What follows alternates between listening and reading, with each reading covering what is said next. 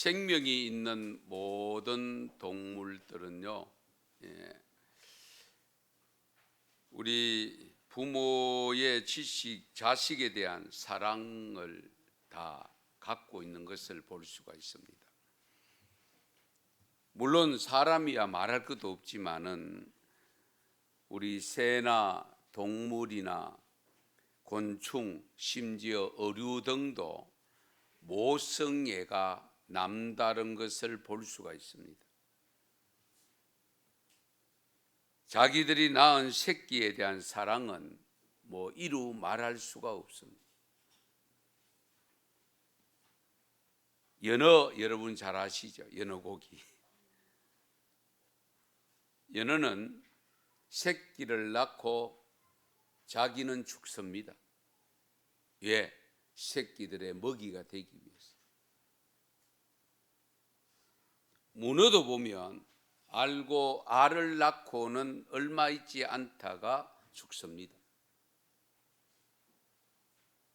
그 희생을 통해서 새끼가, 그 알이 새끼가 된다는 사실입니다.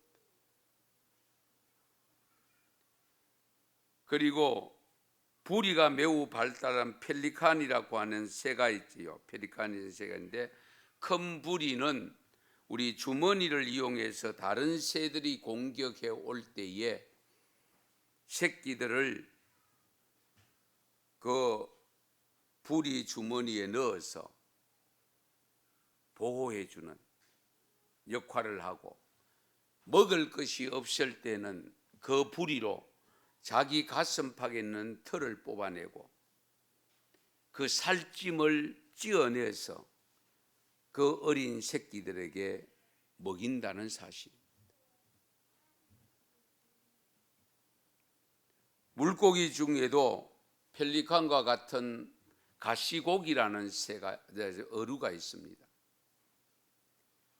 이 고기는 작은 민물고기이지만은 엄마 고기, 가시고기가 알을 낳은 후에 어디론가 가버리면 수컷 아버지 고기가 끝까지 그 새끼들을 보호한다는 겁니다.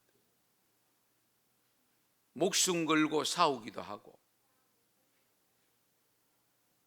결국 알이 부화되면 새끼는 자기 길로 가지만은 이 새끼 고기가 부화되고 난 뒤에 얼마 있지 않으면 이 아버지 물고기는 자기 머리를 바위 틈에 박고 죽어 지낸다는 겁니다.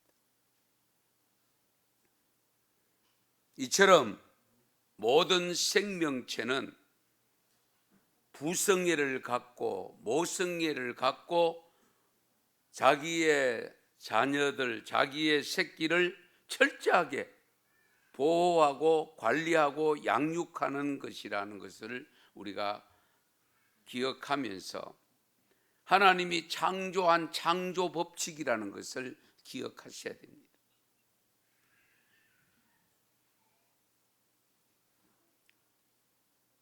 사실 해마다 찾아오는 절기이기 때문에 절기 설교하기가 가장 힘이 듭니다. 늘 그 본문이 그 본문이고 그 말씀이 그 말씀이고 척 크면 뭐라고 다 알지요. 그냥 부모 잘 섬겨라, 효도해라, 그러면 되잖아요. 그럼에도 불구하고 오늘 주신 말씀을 통해서 어버이 사랑의 무게를 한번 여러분도 측정을 해 보시면 좋겠습니다. 물론 무게를 측정할 수 있는 저울이 없겠죠. 없지만은 그러나 여러분 마음의 저울을 통해서 어버이 사랑의 무게를 한번 측정하는 시간이 되었으면 좋겠습니다. 사실 요즘같이 세태가 악하여지고 부모를 쉽게 버리는 자식들이 늘어나고 있다는 뉴스를 들으면서 살고 있는 저희들, 물론 다 그렇지는 않고 적은 수가 그렇다 할지라도 그 영향력이 점점 더 크게 기울어지고 있다는 사실입니다. 시간이 지나면 지날수록 그런 모습들이 점점 증가되고 있다는 데 문제가 있는 거죠.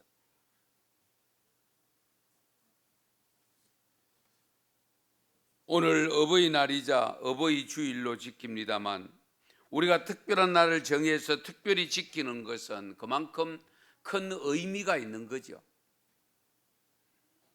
어버이날을 정하여 지키는 것은 아마도 어버이에 대한 사랑을 평소에 한다고는 하지만 부족함을 느끼기 때문에 그 날을 특별한 날을 정해놓고 특별히 더 생각하고 더 효도할 수 있는, 부모를 공경할 수 있는 기회를 제공하기 위해서 특별한 날을 정해놓은 거잖아요. 왜 우리 하나님께서 안식일을 정해놨습니까?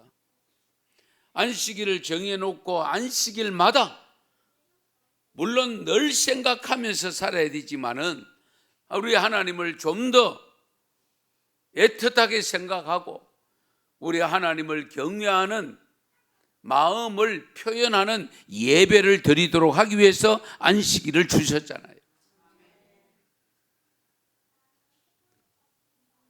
오늘날 우리나라뿐만 아니라 현대인들에게서는 부모에 대한 효가 점점 엷어지고 있는 것이 현실입니다. 자식들의 효는 점점 엷어지고 가벼워져도 부모가 자식에 대한 사랑은 그렇게 많이 변하지 않습니다. 성도 여러분, 여러분 어버이의 여러분에 대한 사랑의 무게는 얼마나 될까? 어버이의 사랑을 무엇으로 가치 측정을 할 수 있겠습니까? 어버이의 사랑이 얼마나 큰지를 이야기를 하나 더 먼저 드리겠습니다. 백혈병에 걸린 10살짜리 정다움이라는 아들과 가난한 남편을 버리고 떠난 아내를 원망하지 않은 채 그 백혈병에 걸린 정다움이라는 아이를 데리고 산 아빠의 이야기인데요. 아내는 화가와 재혼해서 외국에 가버렸답니다. 이런 형편에 처한 어린 다움이 아빠는 다움이에게 늘 이렇게 이야기한대요. 공부는 중요한 게 아니란다. 살아가는데 한 10가지가 있으면 그 중에 한 가지다.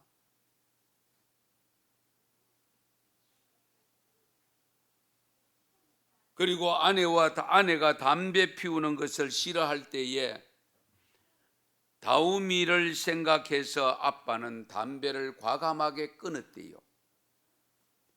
그 끊고 난 다음에 아빠가 다우미에게 뭐라고 이야기를 들려주는가 하니까 사랑하는 사람을 위해선 싫은 일도 얼마든지 참아낼 줄 알아야 된다. 담배 끊기 싫은 걸 끊으시니까. 그러나 사랑하는 아내가 싫어했기 때문에 담배를 끊었는데 나는 끊기 싫었지만은 그 일을 하게 된 것은 너희 엄마를 사랑했기 때문이다 하는 것을 강조했다는 겁니다.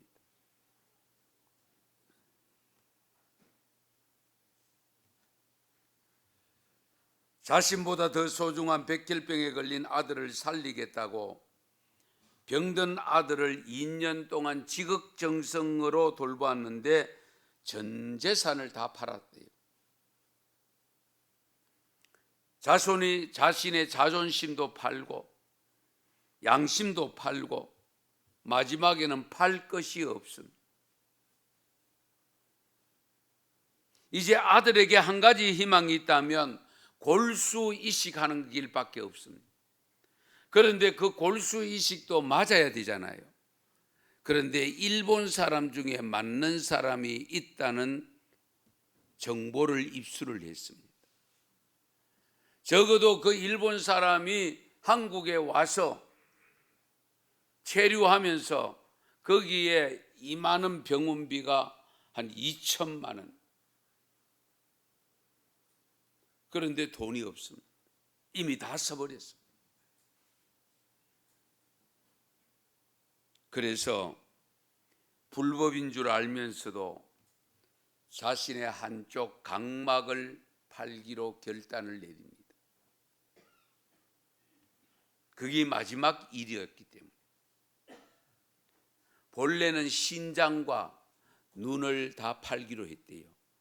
그런데 병원에 가서 조사를 하니까, 종합 검진을 하니까 몸에 큰 암덩어리가 발견된 겁니다.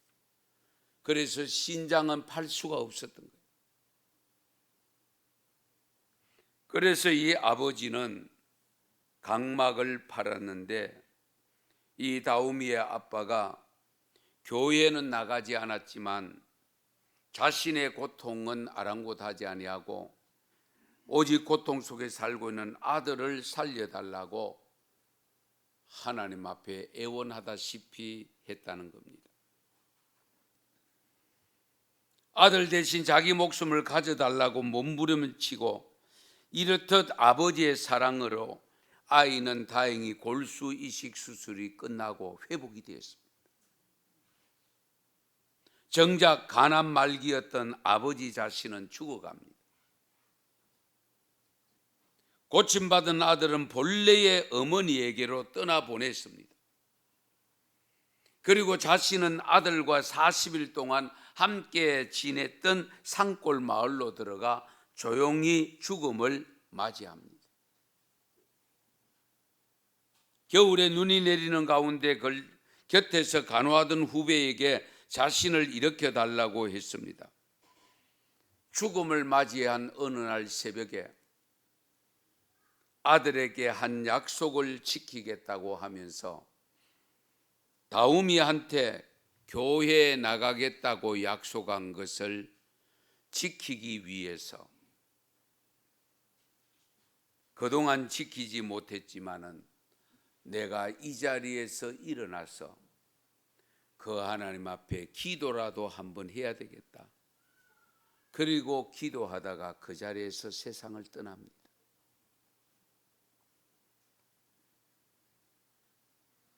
실제적으로 있을 법한 이야기지만은 여러분 소설책을 읽으신 분 있을지 모르겠습니다. 가시곡이라는 우리 조창인 작가의 소설 줄거리입니다. 2000년 1월 5일에 발간되어져서 폭발적인 인기 속에 베스트셀러가 되어서 300만 부 이상이 팔린 책입니다. 이것이 우리 사회의 아버지 사랑이고 남편이 메고 있는 멍에를 보여주는 내용입니다. 우리의 부모님들은 아파 죽어가면서까지도 생각하는 것은 자식 걱정입니다. 그러나 자식들은 어떻습니까? 잘 살고 있고 건강한데도 무거운 것과 힘든 것은 다 늙은 부모님께 다 맡깁니다. 자신들이 편안해지고 잘 살기 위해서라며 수단과 방법을 가리지 아니하고 자신들의 자녀를 맡기는 오늘의 젊은 세대는 우리 좀 생각해 봐야 되지 않겠어요? 아직도 젊은 우리의 삶이 있어야 한다고 하면서 자신의 삶이 있어야 된다고 직장을 포기하지 않고 살고 있으면서 아이를 키우는 것 힘든 일은 부모님이 다 맡아야 됩니다.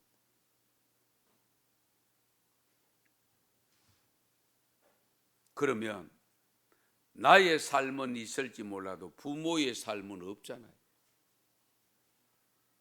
그럼에도 불구하고 부모님은 그것을 뻔히 알면서도 다 짊어지고 흔쾌히 오히려 고마운 마음으로 사랑하는 마음으로 감당하고 있는 것이 부모의 마음입니다.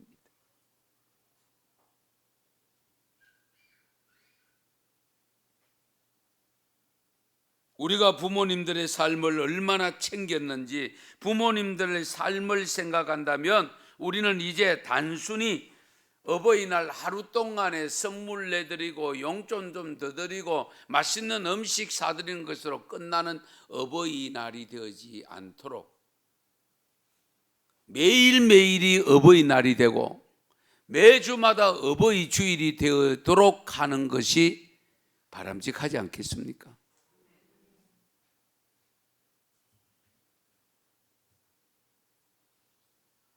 그래서 어버이가 자식을 사랑하는 것을 우리가 청량할 길이 없습니다. 무게를 달 수가 없습니다. 어떤 저울이라도 어버이 사랑을 청량할 수 있는 저울이 없습니다. 오늘 본문의 다윗의 가정 이야기입니다. 여러분 잘 아시는 다윗, 길게 설명드리지 않겠습니다. 이새의 막내 아들로 태어났습니다. 8번째 아들입니다.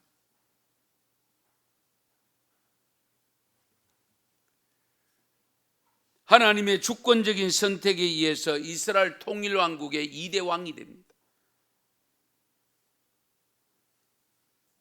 성전 건축을 위한 준비를 철저하게 했습니다. 아들 솔로몬은 그 준비된 그것을 가지고 성전 건축을 7년에 걸쳐서 감당했잖아요. 그리고 다윗 왕은 법의 제정을 하고 선한 정치로 말미암아 영토를 확장하고 국권을 확립하는 일을 감당함으로 전무후무한 이스라엘의 성군 다윗이 되었습니다. 뿐만 아니라 그에게는 엄청난 복이 주어졌죠. 왜? 예수 그리스도의 선조가 됩니다. 그래서 마태복음 1장 1절에 보면 뭐라고 기록하고 있는 거 하니까 아브라함과 다윗의 자손 예수 그리스도의 계보라. 아브라함과 다윗의 자손 예수 그리스도입니다. 그리스도의 조상이 됐습니다. 육신적으로. 엄청난 복 아닙니까? 그럼에도 불구하고 의인은 없나니 하나도 없다고 하는 그 말씀에 다윗도 포함됩니다.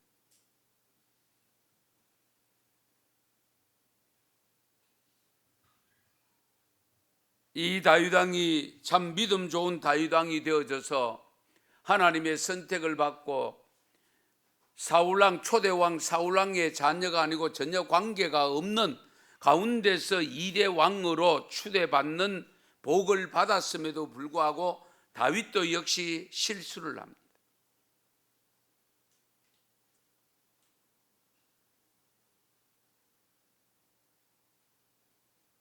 가정생활 속에서 비극의 삶을 겪게 되는데요. 모세의 율법에 의하면 앞으로 왕이 될 사람은 아내를 많이 두지 말라고 했음에도 불구하고 다윗이 아내를 8명이나 두었고요. 남의 아내와 불륜관계를 맺고요. 그가 임신했다는 것을 발견하는 순간에 전쟁에 나가 있는 그의 남편을 불러들여서 자기의 죄를 감추려고 했다가 결국 어진 신하의 아름다운 생각 때문에 그 목적을 달성하지 못할 때에 최전방에 보내서 죽게 만들고 죽고 난 다음에 그 아내를 결국 아내로 맞아서 살았던 것이 다윗이었습니다.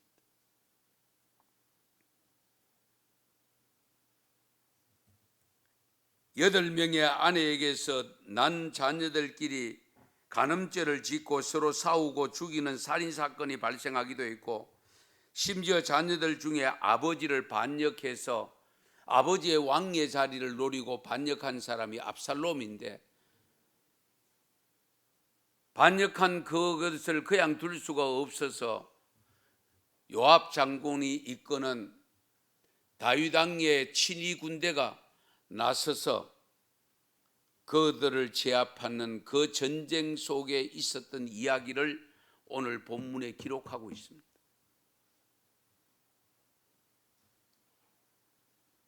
여러분 생각해 보십시다. 아버지, 왕된 아버지를 그 자리에서 내리고 자기가 그 자리에 올라가겠다고 하는 아들, 그 아들의 군대를 어쨌든 물리쳐야 이 왕권을 지킬 수 있다고 하는 것 때문에 요압 장군이 그 많은 병사들을 데리고 나가서 결국 승리를 합니다. 그런데요, 전쟁에서 구서 사람이 전령으로 왕에게 와서 보고를 합니다. 대적하던 원수를 다 물리쳤습니다. 승리의 소식을 전했습니다. 그러면 다윗 왕이 기뻐해야 될까요? 슬퍼해야 될까요? 당연히 기뻐해야 되는 거 아니겠어요? 자기 왕권을 물리치고 그 자리에 올라가려고 했던 그 아들을 중심으로 하는 친위대를 다 물리쳤다고 했을 때에 기뻐해야 되잖아요. 그런데 기뻐하지 않았습니다. 구스 사람에게 오히려 다윗 왕은 묻습니다. 압살롬은 잘 있느냐? 아들 걱정을 먼저 합니다. 압살롬은 잘 있느냐? 그러니까 이 전령이 기쁘게 말하기를 왕을 대적하는 자들은 다 그 청년과 같이 되기를 원합니다. 그 청년은 압살롬을 가리킵니다. 그럼 왕을 대적하는 모든 사람들은 그 청년과 같이 되기를 원한다. 지금 승리하고 돌아왔잖아요. 그 청년이 어떻게 됐다는 겁니까? 죽었다는 거잖아요. 이 소식을 듣는 순간에 다윗 왕이 안타까운 마음을 가지고 오늘 말씀에 보면 33절에 보면 왕의 마음이 심히 아파 문 위층으로 올라가서 우니라. 그러면서 내 아들 압살롬아, 내 아들 압살롬아, 통곡하며 울었던 겁니다. 어지간한 부모 같으면 잘 죽었다. 아버지를 대적하고 지가 잘 되기를 원했느냐? 마땅히 죽어야지. 그런 생각이 들 수 있지 않습니까? 그런데도 이 다윗이 아들이 죽었다는 의미의 표현을 듣자마자 문 위층으로 올라가서 문고리를 잡고 통곡하며 내 아들 압살롬아, 내 아들 압살롬아 하고 울었다는 겁니다. 절규한 거죠. 여기에서 아들의 죽음을 애통해하는 아버지 다윗의 모습 속에서 우리가 중요한 교훈을 발견할 수 있습니다. 먼저 아들 압살롬의 모습을 통해서 생각하고 배워야 할 교훈이 있다는 거죠. 압살롬에게 주어진 환경과 여건은 좋지 않는 것은 결코 아니었거든요. 왜냐하면 다윗의 아들로 태어나서 부와 지위 그리고 능력, 재능, 성경을 읽어보면 탁월했습니다. 어쩌면 가만히 있어도 왕이 될 수 있는 그런 자격을 갖추고 있었다고 해도 과언이 아닙니다. 외모도 뛰어났습니다. 건강했다고 지적합니다. 그래서 온 이스라엘 가운데 압살롬같이 아름다움으로 크게 칭찬받은 자가 없었다라고 기록합니다. 발바닥부터 정수리까지 흠이 없는 자였습니다. 그야말로 훌륭한 여건 속에서 별 어려움이 없이 자란 아들이었고, 그런데도 불구하고 이 압살롬은 자기에게 주어진 그 훌륭한 여건을 악용하고 자만에 빠져서 아버지의 왕위를 밀어내고 자기가 그 자리에 올라가려고 한 지나친 욕심 때문에 결국 죽고 말았습니다. 그렇게 죽은 아들을 두고 아버지 다윗이 슬픔의 비통함을 느끼고 아들의 이름을 반복해서 부르면서 실신까지는 안 했지만 그렇게 애통한 그 이유가 뭘까?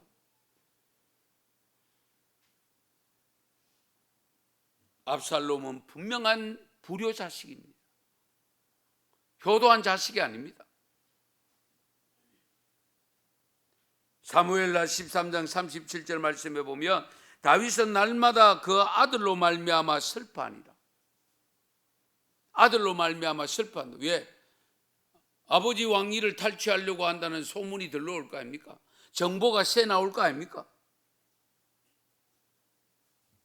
그래서 사무엘하 15장 23절에도 보면 온 땅 사람이 큰 소리로 울며 모든 백성이 앞서 건너가며 왕도 기드론 시내를 건너니라. 그리고 15장 30절에 보면 다윗이 감람산 길로 올라갈 때에 그의 머리를 그가 가리고 맨발로 울며 가고 그와 함께 가는 모든 백성들도 각각 자기의 머리를 가리고 울며 올라가니라.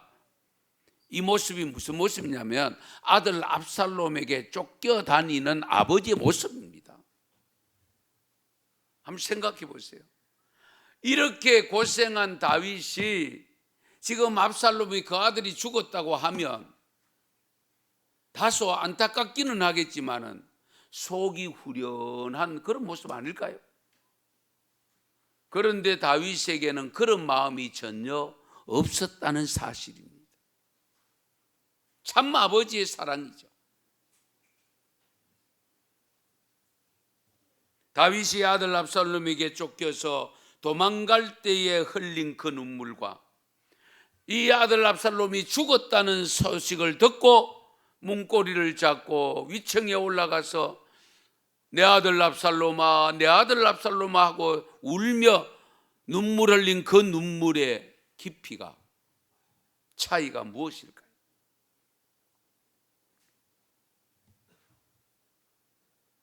오늘 우리는 부모님의 눈물이 주는 교훈을 잊지 말아야 됩니다.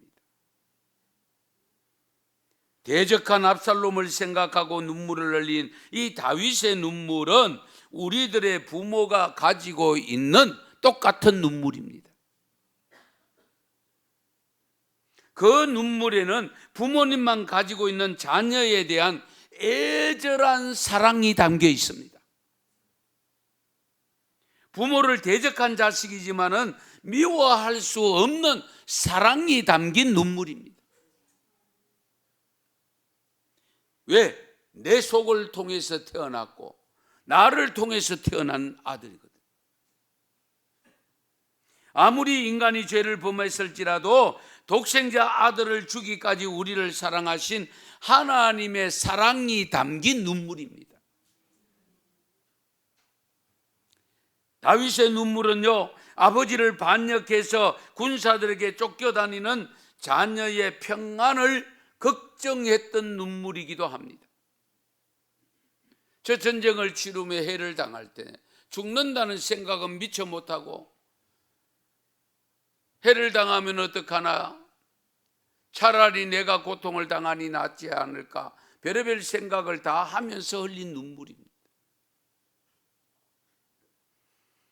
내가 대신 죽었으면 하는 것은 결국은 자신의 목숨보다 자식의 목숨을 더 사랑하는 부모의 눈물임을 믿으시기 바랍니다. 이 눈물은 저와 여러분들의 부모님의 가슴에 가득 담겨 있는 눈물임을 기억하셔야 됩니다.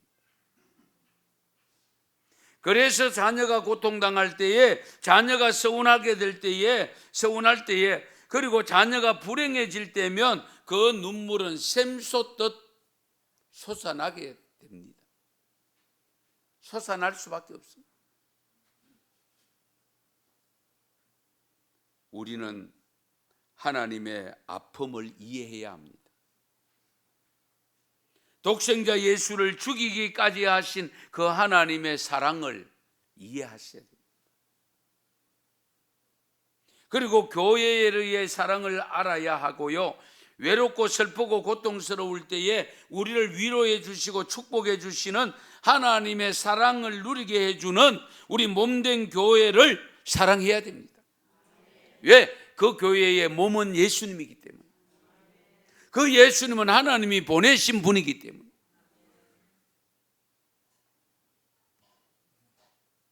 우리 예수님이 살아계실 때에 예루살렘 성이 무너질 것을 보고 눈물을 흘렸지 않습니까?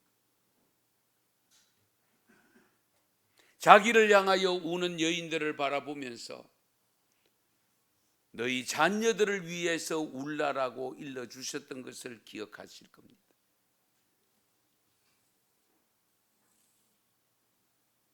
사랑하는 성도 여러분,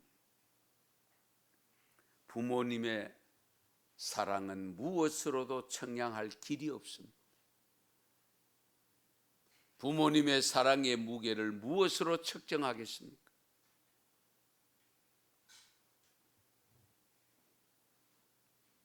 다윗의 모습을 보면서 우리는 부모님의 마음을 다시 한번 헤아리면서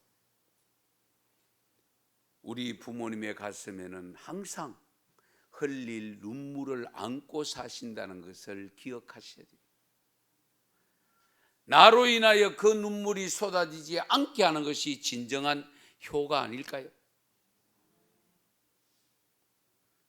엄청난 눈물을 가슴에 품고 살면서도 그 눈물 한번 제대로 흘리지 않게 하는 것이 참된 효가 아닐까요?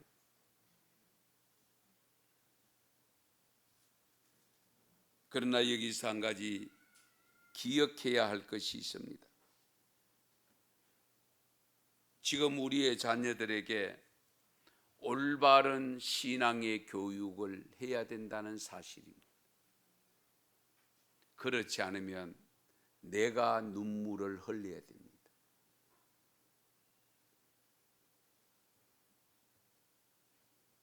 자식을 향하여 울부짖는 다윗의 모습 속에서 우리는 죄인들을 향하신 하나님의 사랑을 엿볼 수 있지 않습니까? 이렇게 마땅히 지옥 갈 저와 여러분을 사랑하셔서 독생자까지 주셨고 그 독생자 예수님을 통해서 눈물을 흘리게 만드셨고 그러면서까지 우리를 사랑하셔서 자녀 삼으시고 어렵다 칭해 주시고 우리를 영생으로 인도해 주신 그 눈물과 바로 다윗 왕이 자기를 향하여 그 권좌에서 끌어내리고 자기 아들이 거기에 올라가려고 했던 그 아들이 죽었다함에도 불구하고 슬퍼하며 애통해하는 다윗의 눈물이 바로 우리 주님의 눈물이요 우리 하나님의 눈물이 아닐까요? 이런 것을 생각하면 우리가 진정 어떻게 살아가야 될 것인가 해답이 나오지 않습니까? 우리가 살아가는 삶 속에 나의 잘못으로 인하여 부모님의 눈에 눈물을 흘리게 만들어서도 안 되고 이제는 그리스도 안에서 새 사람 된 저희들로서 진정 주님의 눈에서 눈물을 흘리게 만드는 신앙인이 되어서는 안 되지 않을까요? 여러분, 왜 주님께서는 예루살렘의 딸들아 나를 위하여 울지 말고 너희 자녀를 위하여 울라라고 말씀하셨을까요? 지금 울며 눈물을 흘리며 신앙의 지도를 해놓으면 다시 울 일은 없지만 오히려 기쁨의 눈물이 있을지언정 슬픔의 눈물은 없지만 지금 해놓지 않으면, 지금 눈물 흘리지 않으면 더 큰 눈물이 요구될 때도 있다는 것을 우리에게 가르쳐 줍니다. 성도 여러분, 어버이 주일을 맞아서 다시 한번 부모님을 돌아보면서 부모님이 혹 나를 위해서 지금도 눈물을 흘리는 눈물은 없는가 돌아보시고, 만에 하나라도 그런 눈물을 흘리겠다면 내가 주님 앞에 회개의 눈물을 흘려야 되겠죠. 그러면서 새롭게 돌아와서 어머님의 가슴에 못을 박는 것이 아니라 어머니 가슴에 다이아몬드를 심어주고 던져주시는 그런 믿음의 모습을 보여드릴 때에 기쁨과 감격의 눈물이 흐를 줄 믿습니다. 그런 놀라운 역사가 일어나는 가정이 될 수 있기를 바랍니다. 기도드리겠습니다.